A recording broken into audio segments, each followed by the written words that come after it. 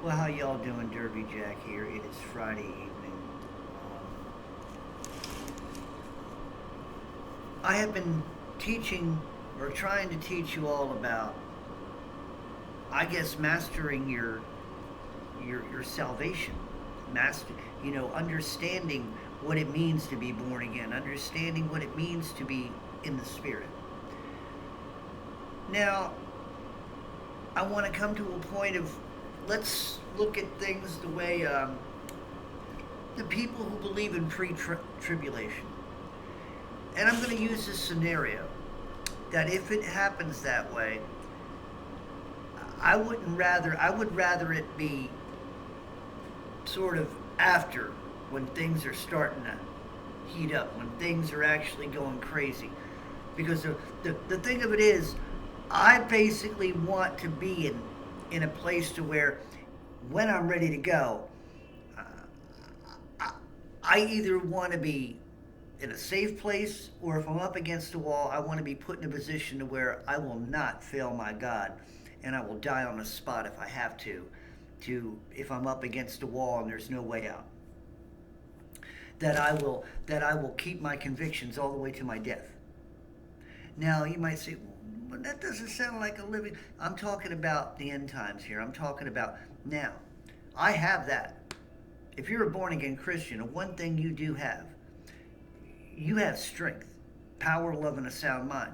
You shouldn't even be fearful, even to the point of death. I don't fear it. And I've said it before. No, I don't want to die from the physical point, but as far as I'm concerned as a Christian, I want the everlasting life. This ain't good enough. This ain't good enough. This was supposed to be perfect. This was supposed to be beautiful. But if it isn't beautiful in the eyes of God, it sure as hell isn't beautiful in the eyes of me. That's why I hate flesh. I hate that people have allowed themselves to become debased, and they were born into debasement. See, it's not even a matter of whether you don't want to be born into. You are born into it. Sort of like people born into a bloodline. When your own way, you're born into a line of sinfulness. Okay. Now, I want to read this. This has to do with Ecclesiastes chapter 4. And I want to read this little part. So I turned and considered, this is 4:1, all the oppressions that are done under the sun. And behold, the tears of such as were oppressed, and they had no comfort. And on the side of their oppressors there was power, but they had no comforter. Wherefore I praised the dead, which are already dead, more than the living, which are yet alive. Yea, better is he than both they which hath not yet been, who hath not seen the evil work that is done under the sun. Again, I considered all travail, and every right work, that for this a man is envied of his neighbor. This is also vanity and vexation of the spirit. Okay, I really was more interested in the beginning part because they had no help. Now, here's the thing. I've been trying to tell you how to live in the world now. Well, let's say it is this rapture. Now, you're a born-again Christian, or you believe you are. You could be in church, and you've seen the Left Behind movies. I want you to put yourself in that particular scenario for a moment, even if you have to close your eyes and estimate. So you're in church. You've been going to church a good 10 years now. Got born again. Got water baptized by the minister speaking right now. Minister's sitting there, he's doing a sweet little teaching on baptism, maybe, or he's doing a teaching on marriage, or he's doing a teaching on goodwill, good Samaritans. Now outside, the world is falling apart. There's wars and rumors of wars. There's pestilence. There's poisoning of the food. There are rogue organizations making people roll up their sleeves over and over and over and over again. Rogue organizations, Car Debt Car, Huban, other organizations that are like what we would call the Pharisees, wanting to put all kinds of things upon us. But see, they offer these things as being goodwill things to help people. But then they turn them into things of destruction, things of torment. Like what they want to do is hack the brain so they can control what you think or understand what you think. Minority Report. Oh, he's thinking something evil. Let's pick him up and put him in jail before it happens. So in the world, the Christians have already gone. And now, here's the thing. You're in church. All of a sudden, this is where it happens. All of a sudden, you look around and you had 75 people in your congregation. Out of nowhere, you see a bright light, but boom, there's like 2 or 3 of you left. And the minister's there. All the rest are gone. Remember the movies? The clothes are still there, right? And it's you and 2 other people in the ministry. Here's the funny thing. You're a deacon. One of them is a treasurer, and the other one's the backup minister. But everybody else was taken. What about a church where there was only maybe 2 people taken? People you probably didn't think would go to church because they had different opinions than most. They came maybe because their spouse but they didn't. But yet you didn't think they were going to be the ones, and yet they got taken, but the rest of the congregation was left behind. What about that guy who does a good job? He's the type of guy, he goes to church once a week. And he goes and he gives money to the orphanages. Then you got those people who don't go to church at all. They say they're Christians or they say they're good people, and they're sitting there like, what happened?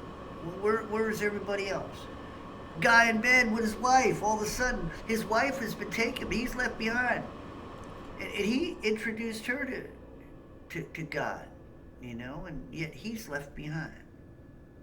All these scenarios. And here's the thing. Now those who are left behind, if there is no Holy Spirit in them, and the ones left behind, unless they're working for God and left behind for a purpose, where is their comforter? Where does their comfort come from? They've been praying all their life. Now they realize that my prayers aren't going to be heard. They've been left behind. They lived a life of horror. Maybe they only have one more shot if they want to be. But what happens now? They don't get comforter. They've been living in their flesh all this time, thinking they've been Christians. They have no armor. They've been putting up a front. They had a paper armor. And now they need the armor, but they don't know what to do because they had not lived in the armor. They can't pick it up. It's too heavy. They don't even know how to put it on. And here's another thing. Now that people have been taken, they go to the Bible and it's empty. There's no words. It's blank. Because the Bible's word, the word of God is now with God as it was in the beginning. So even this disappears, the pages, what's in it. All those words gone. Because the word goes back to God.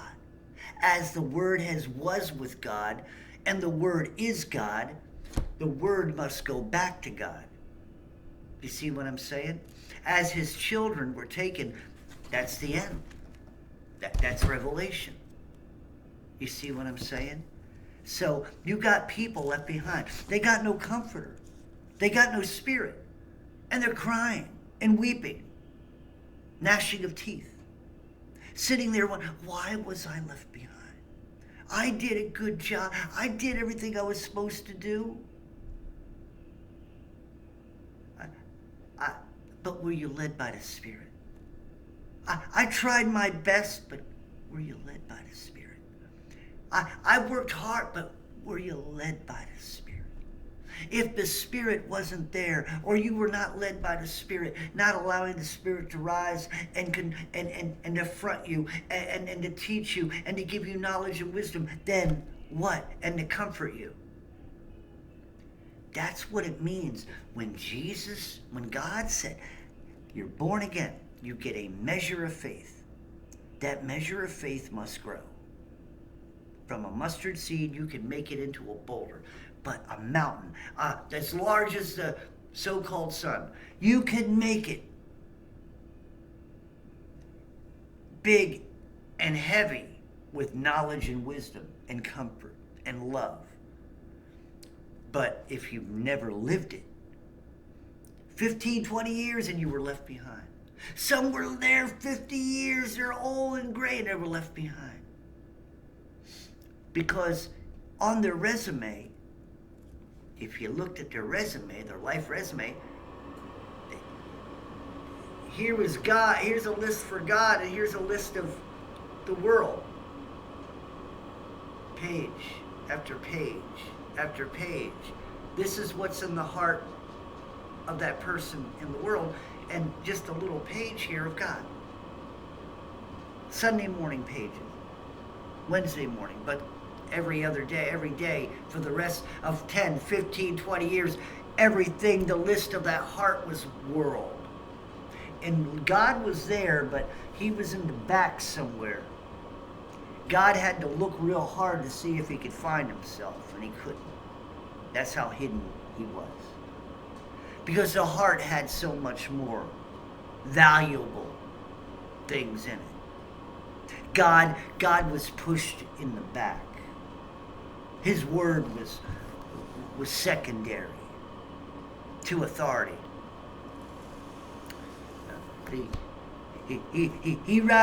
He or she would rather live and listen to what they tell him.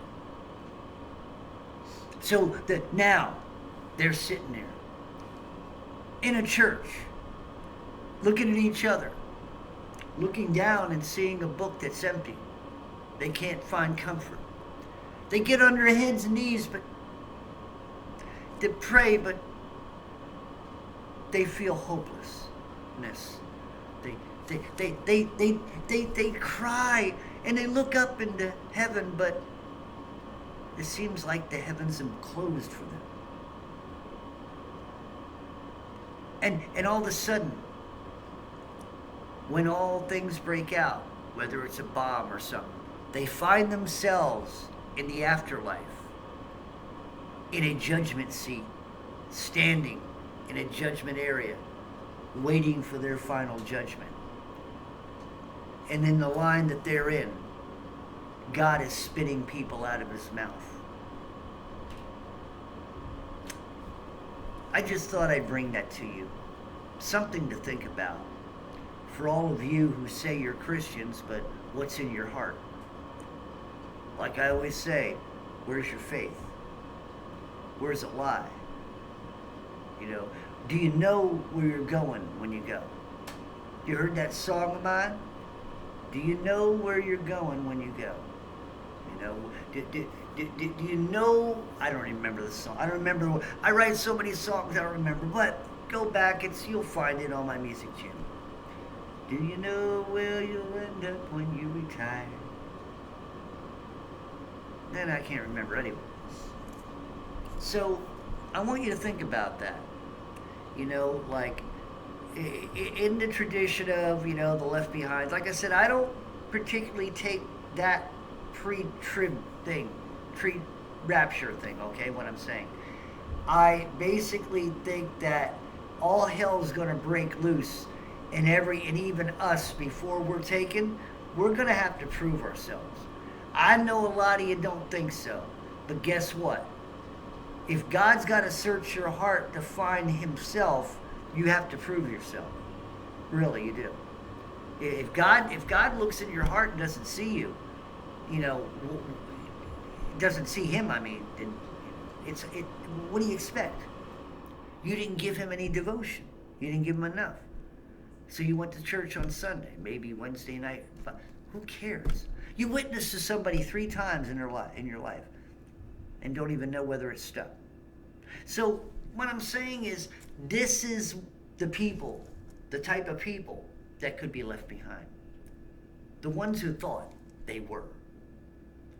Did a lot of other things, but thought they were.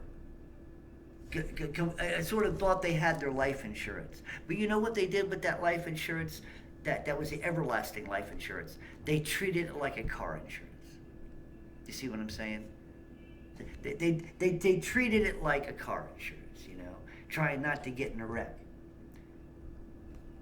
But yet, you know, maybe every once in a while did a little drinking while they were driving.